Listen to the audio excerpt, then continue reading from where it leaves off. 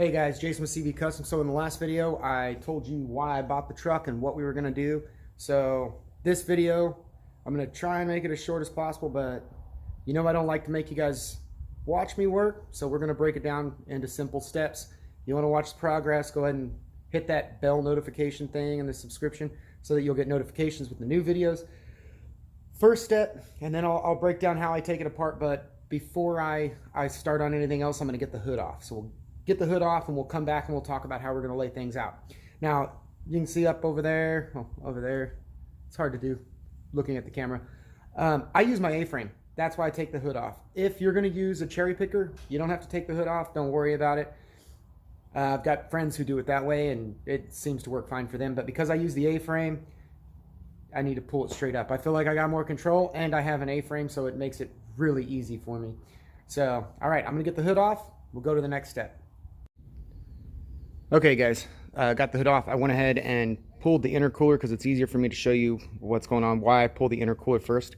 I also evacuated the AC system, pulled the condenser, disconnected the batteries. None of them were tight. I mean, I didn't even use a wrench. I just pulled them off. I'm gonna get the batteries out of the way too. That'll be one of the first things. The reason I pull the intercooler at this stage and the condenser is because I'm gonna take these brackets off the bumper and the bolts have to actually go out that way and they would have hit the intercooler.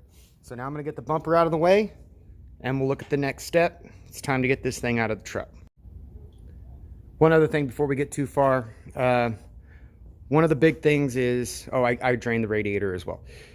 One of the big things I do when I get ready for a job like this is I clean the shop floor. I don't want to have a missing bolt and not know what's going on. I have a clear bench. Normally my tools and the bolts end up here. I clear off a shelf. You see the empty shelf here? Well, it's got some batteries charging, but the reason I do this is everything I pull off the engine right now that goes back on at this stage will just go in the bed of the pickup. Once the engine's out and on the engine stand, everything I take off of the engine goes on the shelf. So that when I'm rebuilding the engine, I take everything off the shelf, put it back on the engine, put the engine back in the truck, and then everything that goes on while the engine's in the truck is now in the bed of the pickup, and I bring it around that way. You can do it with two separate shelves. I just use the bed of the pickup because it's there and it makes it pretty easy. So that's how I prep. Now, like I said, I'm gonna get the bumper off and I'll show you the next thing. Okay, next step's gonna take a few things off here. Down here is your power steering cooler. I just unbolt it, move it to the side. You can zip tie it out of the way. It's not in the way of anything else after you do that. This is your tranny cooler. At this point, what I do is I unbolt it and I lay it out so I can get the radiator out, because there's quick couplers in there you can disconnect and plug to keep it clean. And then we'll pull it after the radiator's gone because it's easier to disconnect at that point. We're going to pull this cross member off.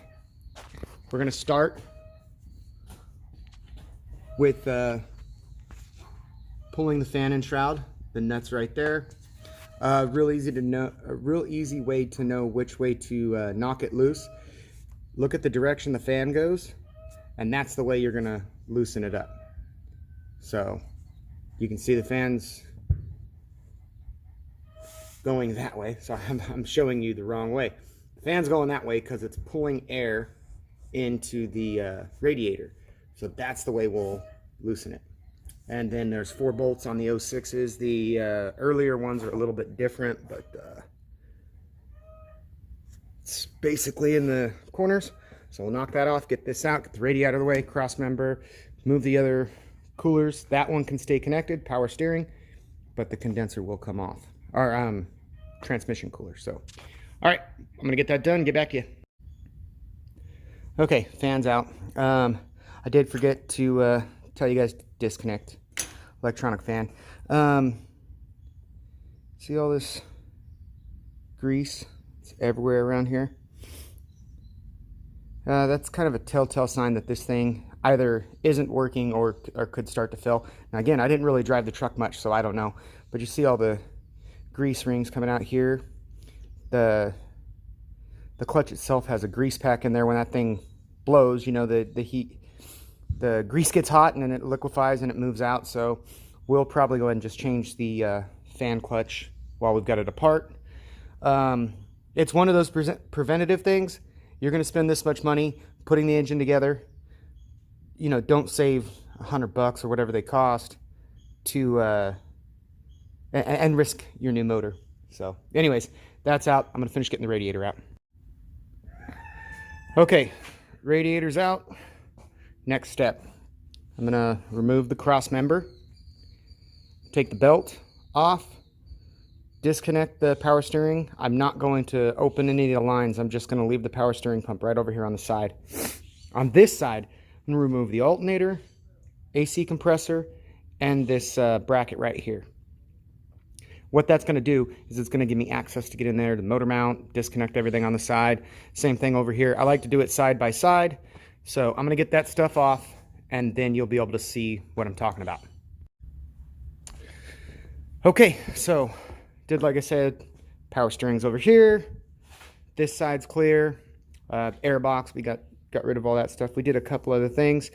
The power lines going here are now disconnected. Everything's thrown over to this side. The ground is for your battery. Connects right down here. I disconnect that too. Same thing on the other side. It connects right in here. And then I unplug the harness. So now the harness is right here. It stays with the engine. I believe there's another ground back there, so we'll be careful here. Because now I'm at the point where I'm going to lift the cab. If you watched the last video, I told you I don't remove the cab, but I do lift it a little bit. It makes everything a lot easier. So there's just, I believe it's just the 6 bolts. So one up front on both ends. And then one there, 2. Okay, so 6 on the side, 2 up front. So we got a total of 8. Another thing, if you've got any aftermarket stuff, like this has the fast fuel system, or this is the AirDog fuel system, make sure that nothing got zip tied to the cab while you pick it up, because you might have a little bit of an issue with that. So at that rate, I'm going to zap those bolts loose. I'm going to pick it up and block it. I'll show you real quick what I do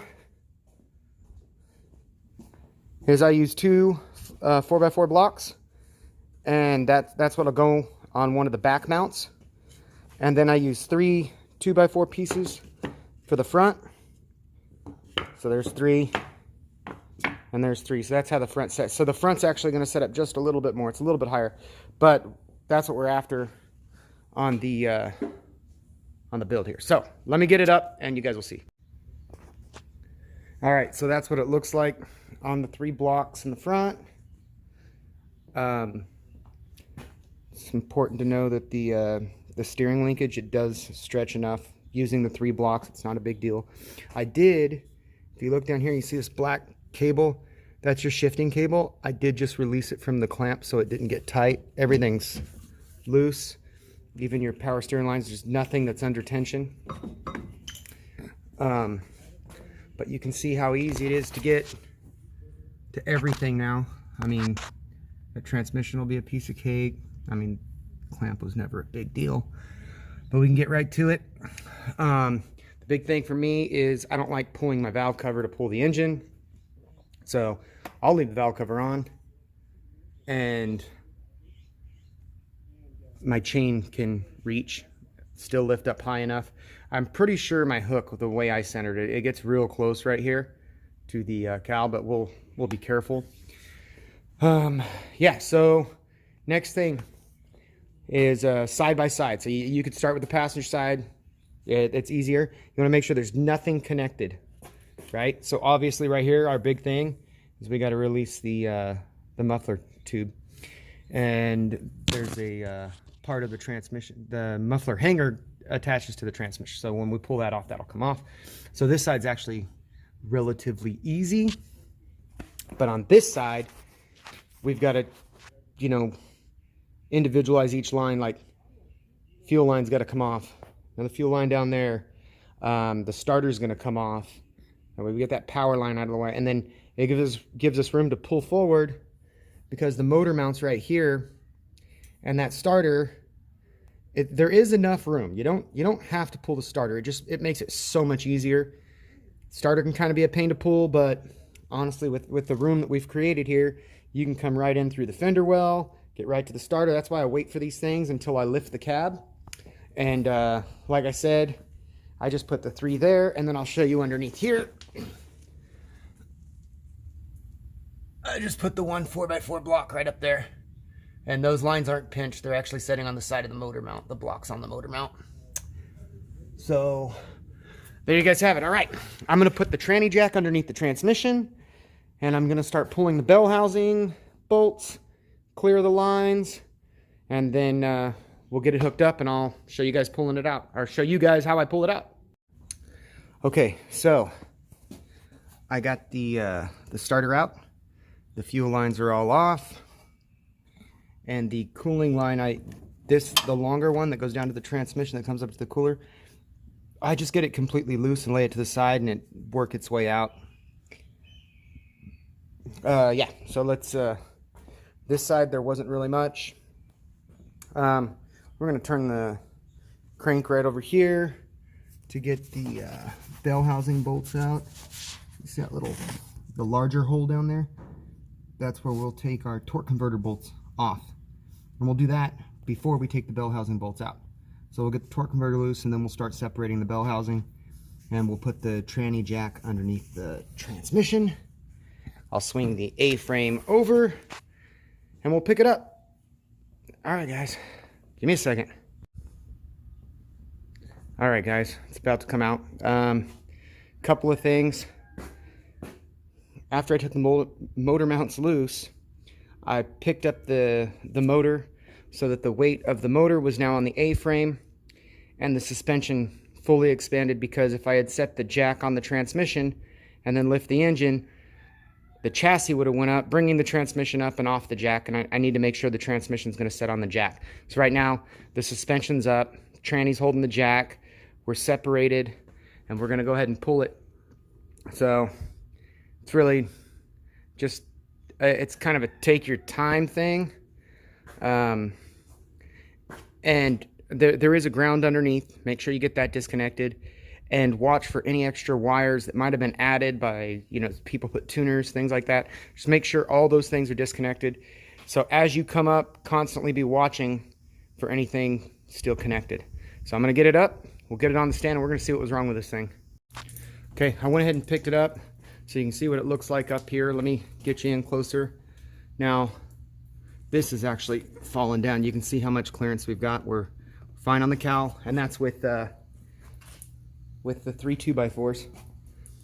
And then all we really got to do is clear the motor mount right there. That's as high as we got to be, and we've got it on both sides. May come up just a hair for this side, but now again, just watching everything, I'm going to pick it up and pull it out nice and easy. Okay, engine, excuse me, the engine is clear of the truck. Everything went pretty smooth. This is a stand that I built a few years ago. A lot of engines have gone through this thing, but I built it for 12 valves. And it just bolts on the side of the engine where the mounts would go. Now on the common rails, the engine mount uses this back set. We're going to use these 2 holes and these 2 holes.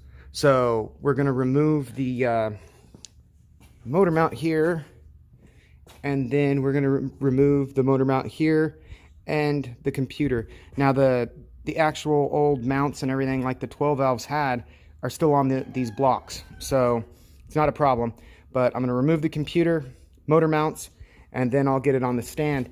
It's also at this point when I'm going to clear all my bolts that had to come off while the engine was in, because the new bolts that are coming off the engine are bolts that got to go back on the engine before we put it in. And that was part of why I was telling you guys I use the separate shelf at this point. So I'm going to do a little cleanup, get it on the stand, and we'll break it down. Okay guys, so it's on the stand. What I'm going to do is I'm just going to knock the head off real quick, and that way we can end this video knowing what's going on with the engine. And I'll do another video on how I prep the engine for the machine shop and putting it back together. So let me get this zapped apart. We'll take a look at the engine and we'll finish up the day. Okay guys, I broke it down. Now remember I told you it's usually number 5. Our problem was number 6. First thing I want to show, I'm going to get the light on so you guys can see this. I'm hoping that you can see those hash marks? That's from when they do the hone to get it ready to run. This thing's got 275,000 miles on it. These 2 cylinders still look perfect. These cylinders still look really good too. This cylinder, you can see the hash marks, no problem. Cylinder 6, see those grooves? This is the cylinder that washed. You also see the carbon ring buildup. Not present in the other cylinders. You can't see it on those 2, but it's not present on these others. But we get back to cylinder 6. This was our problem. And that, let's see if I can't get in here. The groove there, I don't know. I mean, honestly, this engine's probably good to go back to standard and then, you know, sleeve this cylinder and take everything to standard. I don't know. I'm going to talk to my machinist. We're going to mic everything out, but that was the problem. So we're going to wrap up the video there. If you guys want to follow this build, go ahead and subscribe and everything. But my next video is going to be on prepping the engine block and the head we got over here, which also I knew to go straight to, there we go, that's a good sign, or a good light there for you. So I knew to go straight to cylinder 6 because look at the way that looks. You see all the carbon buildup and everything? The other 5 are fine. This is like a normal engine look right there. But there's a problem. So I doubt there's any problem with this head. We'll get it all, I mean, we're going to get it all worked. But cylinder 6, there you go. All right, guys, check out the next video and we'll get it prepped for the machine shop. And then we'll also pick it up and put it together.